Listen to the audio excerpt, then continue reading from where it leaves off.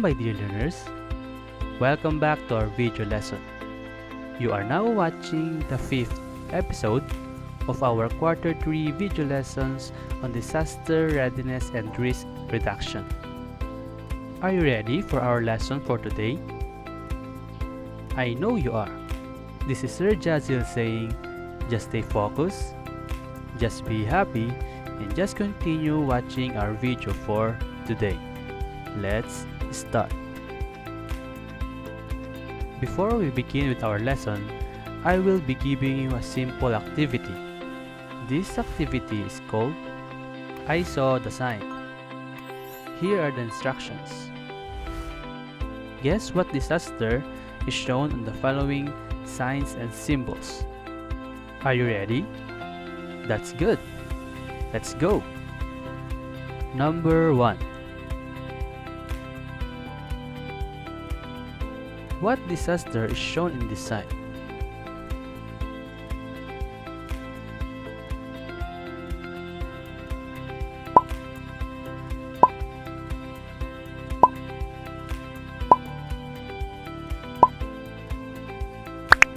The correct answer is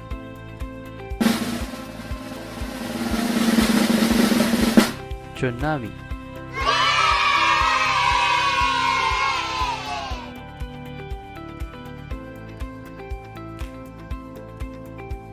Number 2.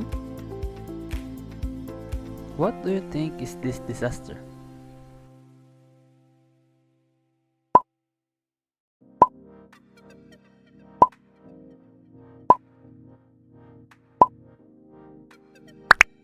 The correct answer is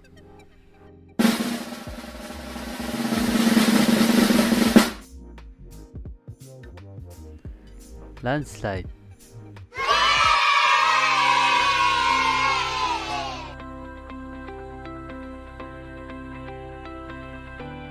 Next sign. Can you tell me what disaster is this?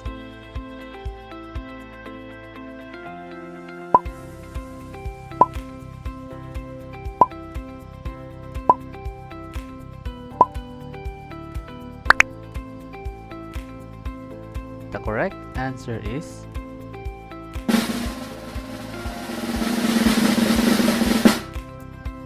earthquake.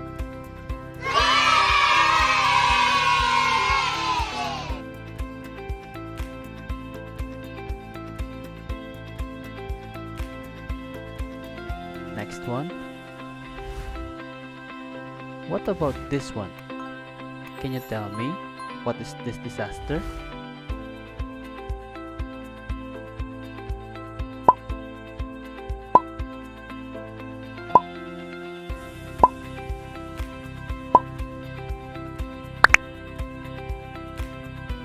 The correct answer is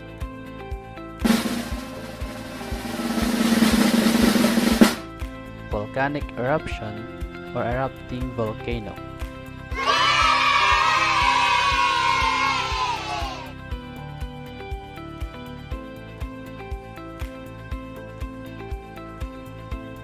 The last one. Can you tell me what the last disaster is?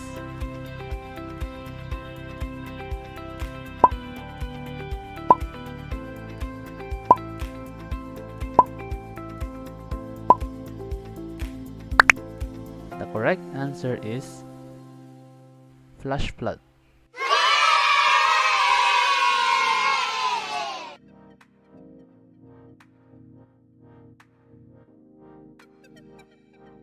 Good work, everyone.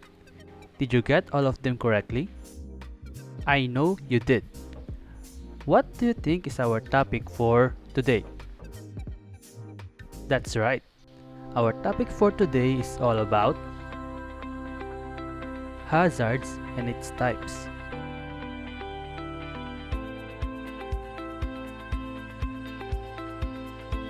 Before we proceed, I will first present to you our objectives for this lesson. Your goal for today is to number 1. Define what is a hazard. Number 2. Identify the different types of hazards using their signs and symbols. And number 3, differentiate the types of hazard. Before we move further, let us first define what is hazard. Have you heard about the word hazard? Very good. A hazard is any source of potential damage, harm, or adverse effects on something or someone. In short, it is anything that can become a source of danger. Example: knife. Do you think knife is an example of hazard? You are correct. This knife is an example of hazard. Why do we say so?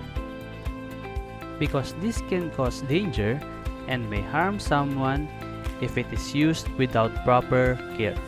That is the meaning of hazard. Do you know that we have 3 different categories of hazard? We have natural hazards, quasi-natural hazards, and technological or man-made hazards. Let us first discuss what is natural hazard. Natural hazard is an event that arises from natural processes in the environment. Examples of these are earthquakes, tsunamis, landslides, volcanic eruptions, and floods. As you have noticed, they are called natural hazards because they are usually caused by natural events that are happening on our planet. They are often unpredictable and unstoppable. The most common here in our country are floods and landslides, due to the many typhoons that visit us every year. Did you know that according to the Pag-asa, more tropical cyclones, or TCs, are entering the Philippine area of responsibility than anywhere else in the world, with an average of 20 TCs in this region per year, with about 8 or 9 of them crossing the Philippines. The peak of the typhoon season is July through October, when nearly 70% of all typhoons develop. Now you know. Another useful information, right? What about quasi-natural hazard? Do you have any idea about it? Quasi-natural hazard arises through the interaction of natural processes and human activities. From the word quasi, which means partly or almost. Quasi-natural hazards means that they are hazards that are not purely due to natural events, but also with human interventions or actions. Examples of these are pollution or desertification, smog, and fog. I know that you are familiar with pollution. Pollution is everywhere, especially now that factories, buildings, and establishments are built. Do you know what is the most polluted country in the world? You got it. It is Bangladesh. That is according to the website of IQ Air, based on their 2020 record, while the Philippines ranked 70th on the list. Another type of hazard is technological or man-made hazard. This hazard occurs mainly because of human activities. This hazard is caused by human errors or human activities. Examples of these are accidental release of chemicals, toxic and pesticides, nuclear radiations, factory explosions, fires, and chemical spills. In August of 2020, We were shocked by the news about the explosion that happened in Beirut, Lebanon, which killed at least 218 people, wounded 7,000 others, and devastated parts of the city. A fire triggered the detonation of 2,750 tons of ammonium nitrate, a combustible chemical that had been stored unsafely in a warehouse for almost 6 years. Let's see some of the actual footage of the said explosion.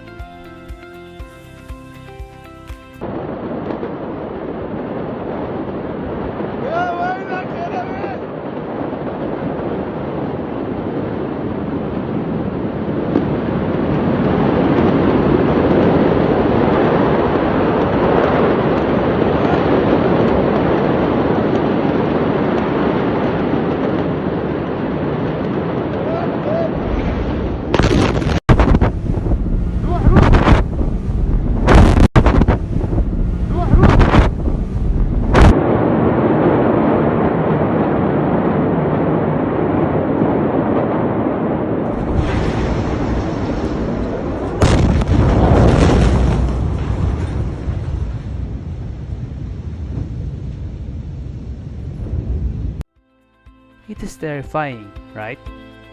That is how dangerous man-made hazards can be. Those are the different categories of hazard.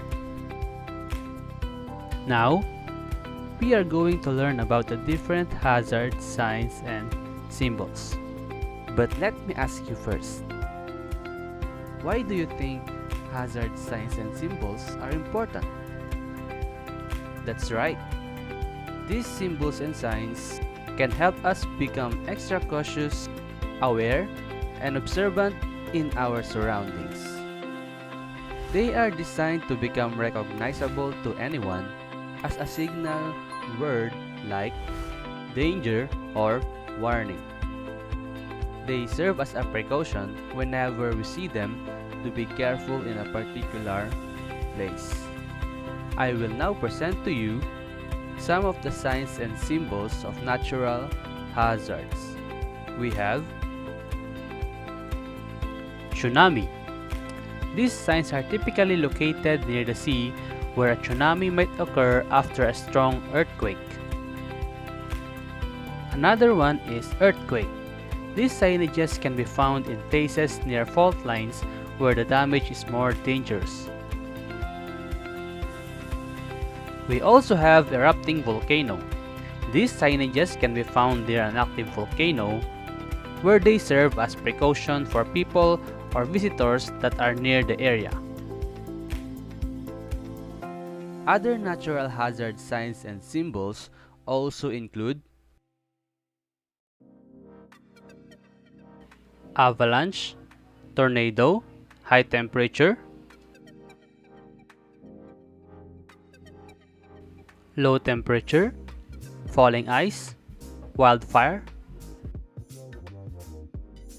sharks, elephants crossing, monkeys,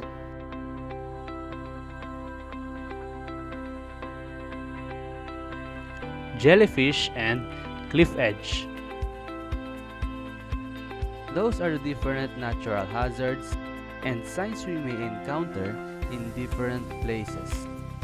Now, let's have the signs and symbols of technology or man-made hazards.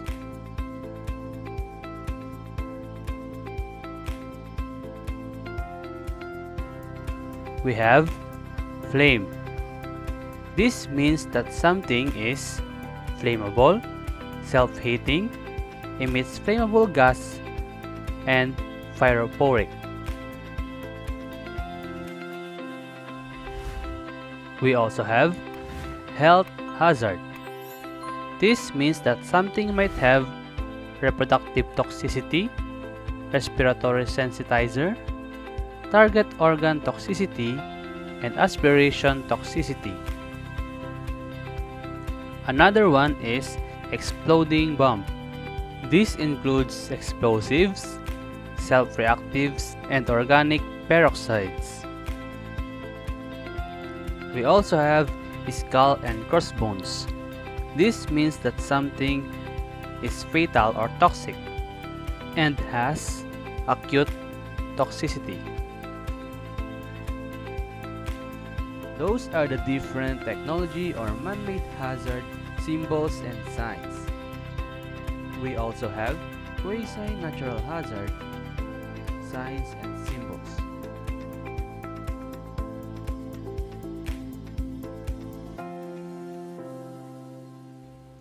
We have the first one, aquatic toxicity. This means that chemicals or other poisonous substances are released into the water or body of water, which causes it to be dangerous not only to marine lives but also to animals and humans. Another one is air toxicity. This means that fine solid particles and other dangerous air substances are spread out to the air, which causes it to affect or destroy our respiratory systems. Those are the different signs and symbols for the different categories of hazard. Did you understand our topic for today?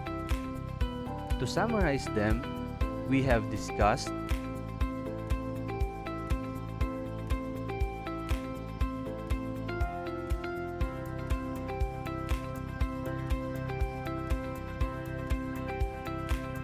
Now, to test your knowledge about today's topic, let me give you an activity. This activity is called Pick the Hazard. Here are the instructions. Pictures of different hazards will be shown on the screen.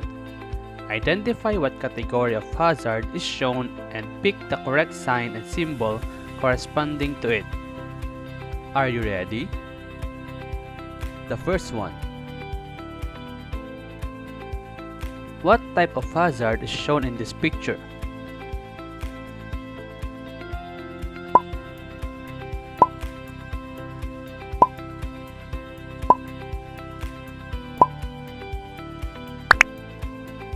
That's correct. It is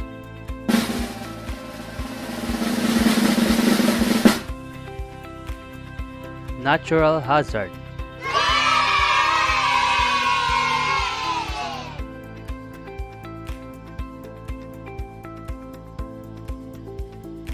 Now, choose the correct sign and symbol for it.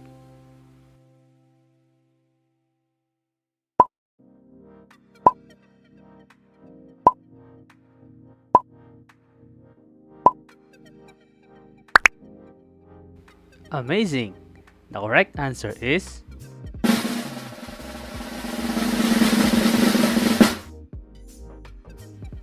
B.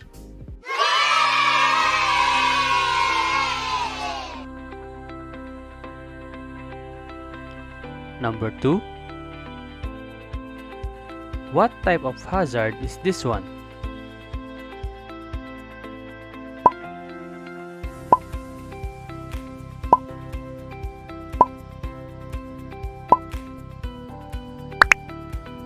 Very good. It is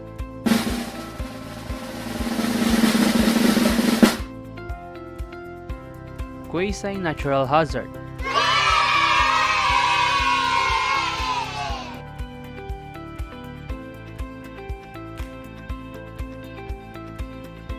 Now choose the correct sign.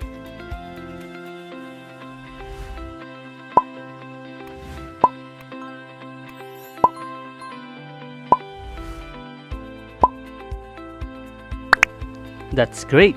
It is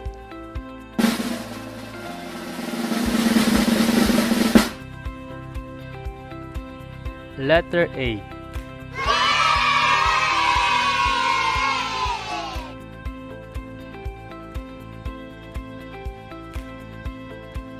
What type of hazard is number 3?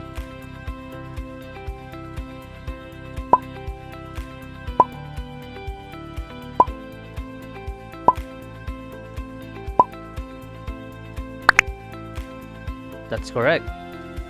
It is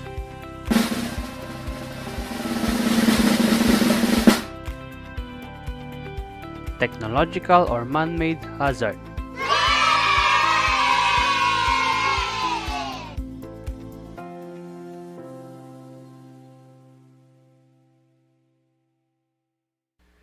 What do you think is the correct sign for it?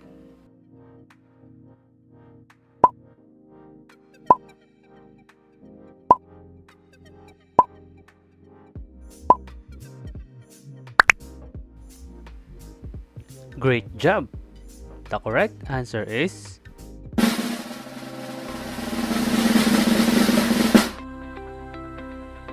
B.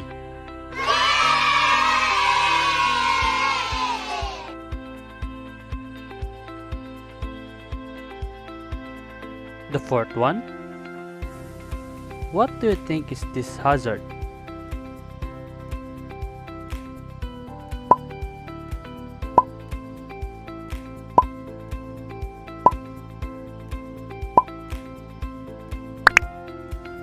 That's great.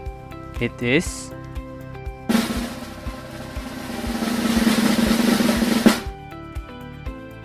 technological or man-made hazard.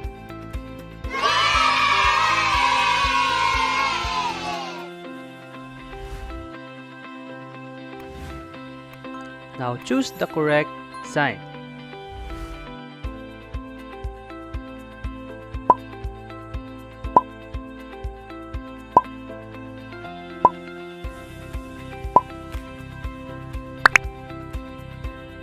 The correct answer is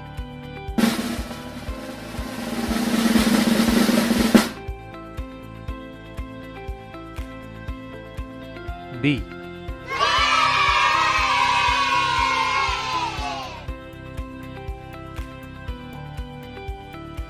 Did you get all of the answers correctly?